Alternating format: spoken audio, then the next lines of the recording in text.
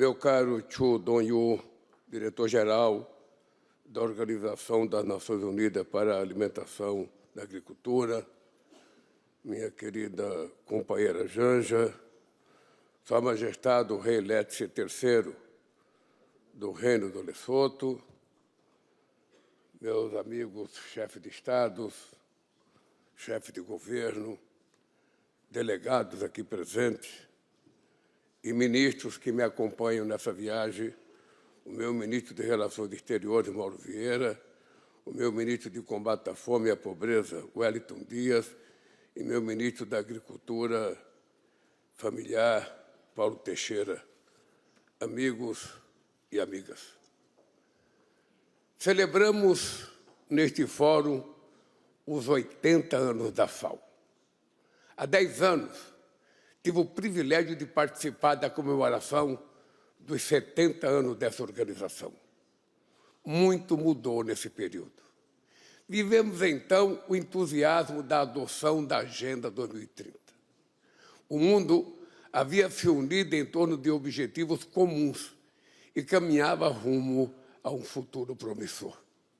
Hoje, tanto nossa capacidade de agir coletivamente quanto o otimismo que nos animava estão abalados. Os desafios se aprofundaram, mas não temos alternativa senão persistir. Enquanto houver fome, a FAO permanecerá indispensável. É simbólico que sua fundação tenha precedido a própria ONU. Uma semana antes de os líderes mundiais se reunirem em São Francisco em outubro de 1945, representantes de mais de 40 países se encontraram no Canadá para criar essa organização. Quando o mundo emergia do seu momento mais sombrio, a comunidade internacional reconheceu que, em seu futuro, não havia lugar para a fome.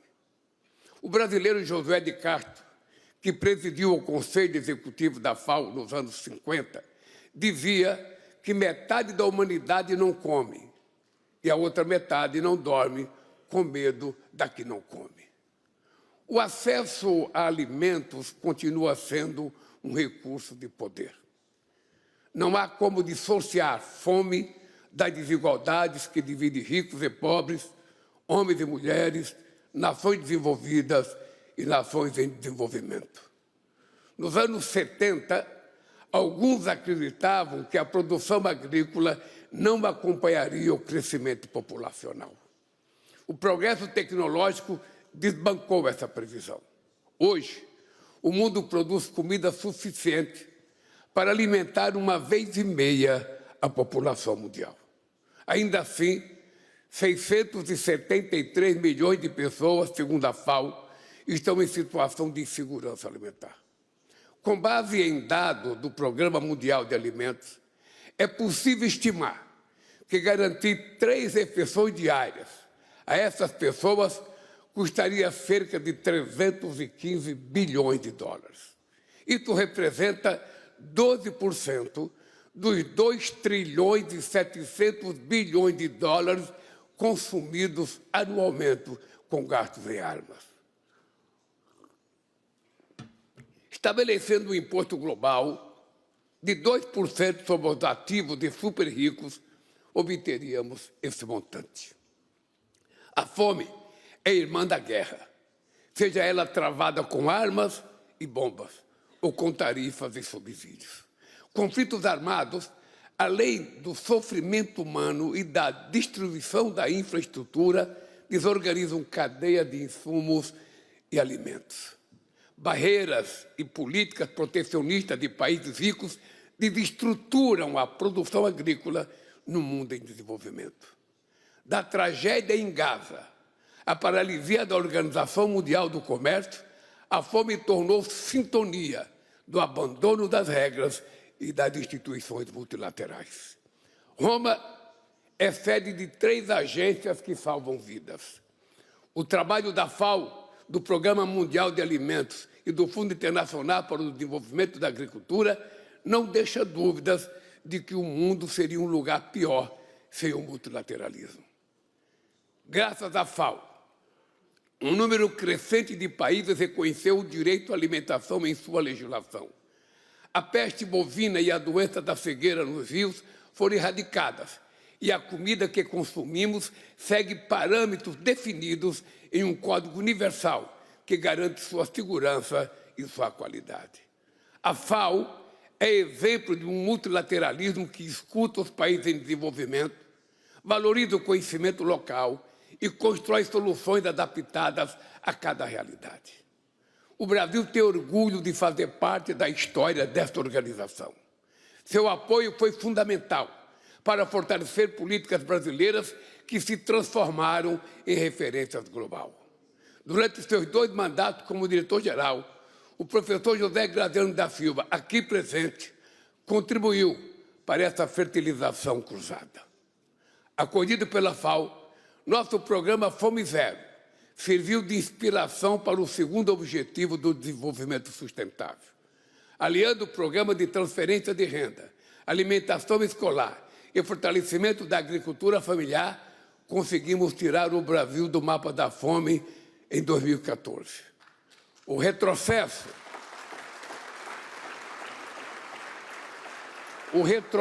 que vivenciamos nos anos seguintes demonstrou que o combate à fome devia ser a luta perene. Não se trata de assistencialismo. É preciso colocar os pobres no orçamento e transformar esse objetivo em política de Estado, para evitar que avanços fiquem à mercê de crises ou marés políticas. Mesmo líderes de países com orçamento pequenos podem e precisam fazer essa escolha. Desde 2023, temos trabalhado incansavelmente para reconstruir políticas sociais. As sementes que plantamos frutificaram. Neste ano, a FAO anunciou que, outra vez, o Brasil saiu do mapa da fome. 30 milhões de pessoas começaram a almoçar, jantar e tomar café. Em 2024, alcançamos a menor proporção de domicílios em situação de insegurança alimentar grave da nossa história. Registramos ainda a menor proporção de domicílios com crianças menores de 5 anos em situação de insegurança alimentar grave desde 2004. Estamos interrompendo o ciclo de exclusão. Um país soberano é um país capaz de alimentar o seu povo. A fome é inimiga da democracia e do pleno exercício da cidadania. É possível superá-la por meio de ação governamental. Mas governos só podem agir se dispuserem de meios. Por isso, ampliar o financiamento ao desenvolvimento, reduzir os custos de empréstimos, aperfeiçoar sistemas tributários e aliviar a dívida dos países mais pobres são medidas cruciais. Não basta produzir, é preciso distribuir. Poucas iniciativas contribuiriam tanto para a segurança alimentar internacional quanto uma reforma da arquitetura financeira internacional que direcionasse recursos para quem mais precisa. A América Latina e o Caribe vivem o paradoxo de ser o celeiro do mundo e conviver com a fome. A África atravessa crescimento econômico e, ao mesmo tempo, em que registra aumento preocupante dos níveis de insegurança alimentar. Sob liderança do diretor-geral da FAO, o Brasil tornou-se parceiro em mais de 40 países, fortalecendo a cooperação sul-trilateral. 6 instituições brasileiras, entre as quais a Embrapa, foram agraciadas este ano com o prêmio da FAO de reconhecimento técnico a boas práticas, que o Brasil se dispõe a compartilhar com seus sem condicionalidade. O combate à fome e à pobreza é um dos principais pilares da política externa brasileira. Em maio, promovemos o segundo diálogo Brasil-África sobre segurança alimentar, combate à fome e desenvolvimento social. Há poucas semanas, realizamos na cidade de Fortaleza a segunda cúpula global da Coalizão para a Alimentação Escolar. No ano que vem, sediaremos a 39ª Conferência Nacional da FAO para a América Latina e Caribe. Foi desse espírito de solidariedade que nasceu a Aliança Global contra a Fome e a Pobreza. Lançada pela presidência brasileira no G20, ela já conta com 200 membros, dos quais 103 países. Hoje, inauguramos um mecanismo de apoio que impulsionará a implementação de projetos piloto em diversas regiões.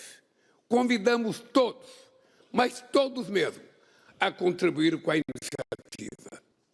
Senhoras e senhores, um planeta mais quente será um planeta com mais fome. A escassez de água, a perda da biodiversidade e as catástrofes naturais afetarão a produtividade agrícola e o preço dos alimentos. As inovações técnicas e científicas que transformaram a agricultura no século XX ficaram conhecidas como a Revolução Verde. A mudança do clima exigirá de nós uma revolução mais verde e mais inclusiva. Mitigar as emissões do setor agrícola e adaptar sistemas alimentares a uma nova realidade climática são tarefas que demandam tecnologias e muitos recursos. Para que essa transição seja justa, é preciso redobrar a cooperação. Não haverá justiça climática se o enfrentamento ao aquecimento global não caminhar lado a lado com o combate à fome e à pobreza. Entrelaçar essas duas lutas será a missão da COP30 em Belém. As contribuições nacionalmente determinadas podem se tornar veículos para a promoção da segurança alimentar e nutricional.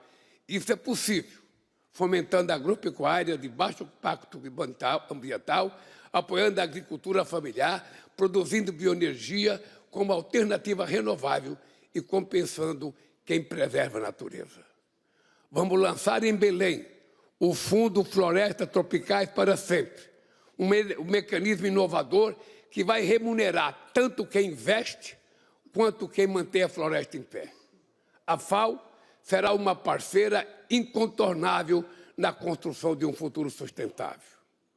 No Brasil, a escritora brasileira Carolina de Jesus, mulher negra, que registrou as aflições cotidianas dos moradores de uma favela em São Paulo, disse que a escravatura do mundo atual se chama fome.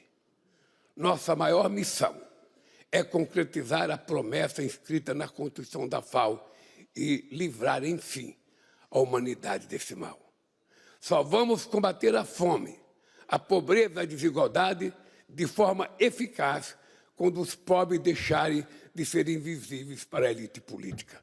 Meus amigos e minhas amigas, eu penso que é importante cada um de nós, ao terminar esse encontro da FAO, em que comemora hoje seus 80 anos, é voltar para os nossos países com a certeza de que a fome não é simplesmente um problema econômico.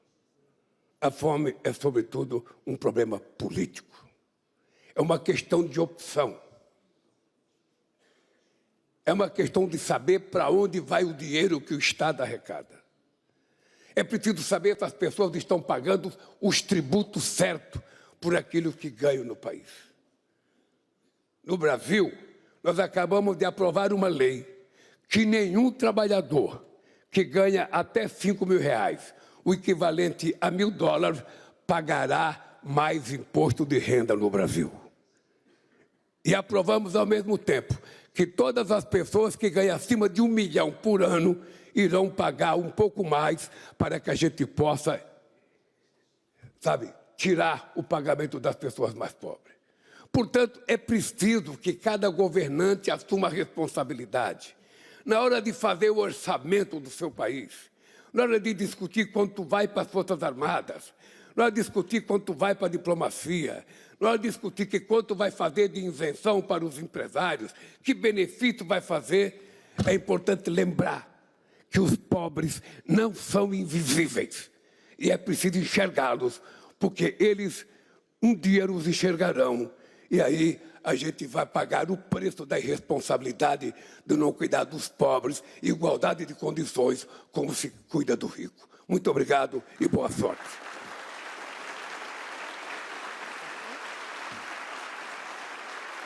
Okay.